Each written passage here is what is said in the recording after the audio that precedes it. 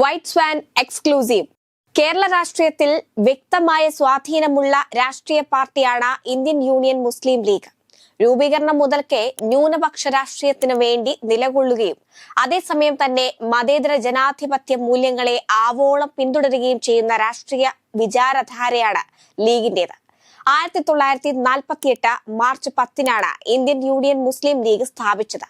ഇന്ത്യയിലെ മുസ്ലിങ്ങളുടെയും മറ്റ് ന്യൂനപക്ഷ പിന്നോക്ക ജനവിഭാഗത്തിന്റെയും ഭരണഘടനാപരമായ അവകാശങ്ങൾ നേടിയെടുക്കുന്നതിനും സമൂഹത്തിൽ അഭിമാനകരമായ അസ്തിത്വം ഉയർത്തുന്നതിനും വേണ്ടി പാർട്ടി നിലകൊള്ളുന്നു. പ്രധാനമായും കേരളത്തിലെ മലബാറിൽ വേരുകളുള്ള ലീഗിന് ഇന്ത്യയിലെ വിവിധ സംസ്ഥാനങ്ങളിൽ സംഘടനാ സംവിധാനങ്ങളുണ്ട്. മുസ്ലിം ലീഗിന്റെ ഇപ്പോഴത്തെ ദേശീയ പ്രസിഡന്റ് പ്രൊഫസർ KM ഖാദർ മൊയ്തീനാണ്. മുസ്ലിം ലീഗ് ഇന്ത്യയിലെ 2 UPA സഖ്യത്തിലെയും അംഗമായിരുന്നു.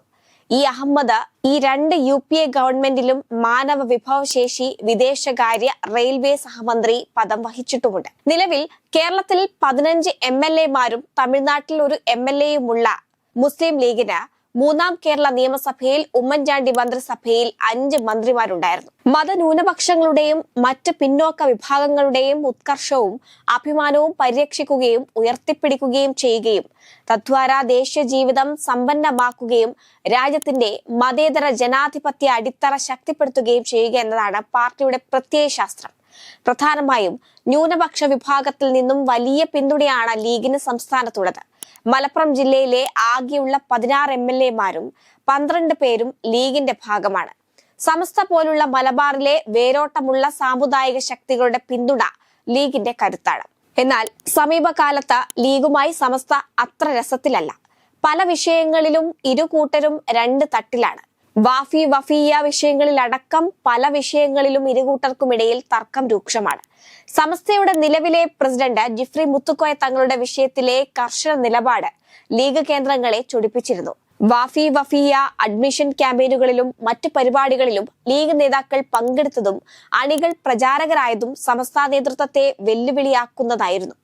പാണക്കാട് സാദിഖ് അലി ശിഹാബ് തങ്ങളോട് വാഫി വഫിയ പ്രസിഡന്റ് സ്ഥാനം രാജിവെക്കുവാൻ സമസ്ത ആവശ്യപ്പെട്ടിട്ടും PK കുഞ്ഞാലിക്കുട്ടി അടക്കമുള്ള മധ്യസ്ഥർ വഴി ഇടനില ചർച്ചകൾക്ക് ശ്രമിച്ചെങ്കിലും നാളിതുവരെ ഫലം കണ്ടിട്ടില്ല. മധ്യസ്ഥർ ഇടപെട്ട് തീരുമാനിക്കപ്പെട്ട പല കാര്യങ്ങളും നടപ്പാക്കുവാൻ മധ്യസ്ഥരായി നിലകൊണ്ട കുഞ്ഞാലിക്കുട്ടി അടക്കമുള്ള നേതാക്കൾക്ക് പോലും കഴിയാത്ത ഘട്ടത്തിലാണ് സമസ്ത ലീഗുമായി പോരാട്ടത്തിനിറങ്ങുന്നത്. ഇതിനിടയിൽ തന്നെ പരസ്യമായ വാക്പോരിലേക്ക് പോലും വിഷയം എത്തിയിരുന്നു.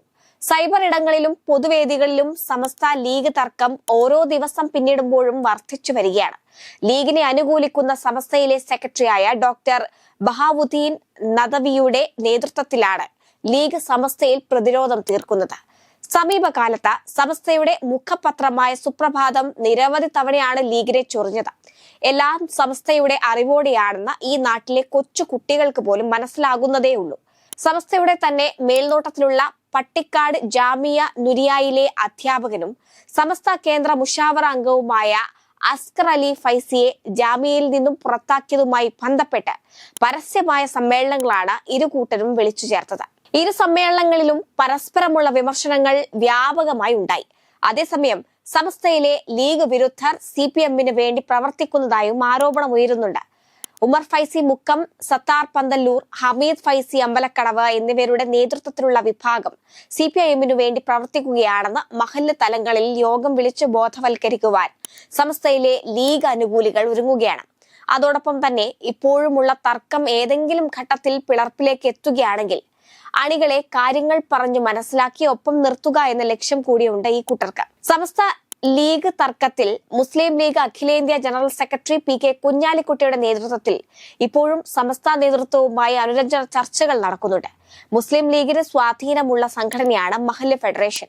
അവരുടെ പങ്കാളിത്തത്തോടെയാണ് സമിതിയുടെ പ്രവർത്തനം. സമസ്തയിലെ ഭൂരിഭാഗം മുഷാവറ അംഗങ്ങളും മുസ്ലിം ലീഗുമായി യോജിച്ചു പോകണമെന്ന അഭിപ്രായമുള്ളവരാണ്. തദ്ദേശ സ്വയംഭരണ തെരഞ്ഞെടുപ്പിൽ മുസ്ലിം ലീഗിന് തിരിച്ചടി നൽകുമെന്നാണ് മറ്റൊരു വിഭാഗം പറയുന്നത്. അങ്ങനെ വന്നാൽ മലപ്പുറം എന്ന തങ്ങളുടെ പൊന്നാപുരം കോട്ടയിലും മലബാറിലെ പല മണ്ഡലങ്ങളിലും ലീഗ് കൂപ്പുകുത്തുക തന്നെ ചെയ്യും. തദ്ദേശ സ്വയംഭരണ തെരഞ്ഞെടുപ്പിന് മുൻപ് നിലവിലെ തർക്കങ്ങൾ എങ്ങനെയെങ്കിലും പരിഹരിക്കുവാൻ ശ്രമങ്ങൾ നടക്കുന്നുണ്ടെങ്കിലും അതൊന്നും ഫലം കാണുന്നില്ല. ഓരോ ദിവസവും കഴിയുമ്പോൾ കാര്യങ്ങൾ കൂടുതൽ രൂക്ഷമാവുകയാണ്. തദ്ദേശ പോരാട്ടം കഴിഞ്ഞ് നിയമസഭാ തെരഞ്ഞെടുപ്പിൽ വരെ കാര്യങ്ങൾ എത്തുമോ എന്ന ഭയം ലീഗ് നേതൃത്വത്തിന് ചെറുതായിട്ടെങ്കിലും ഉണ്ട്.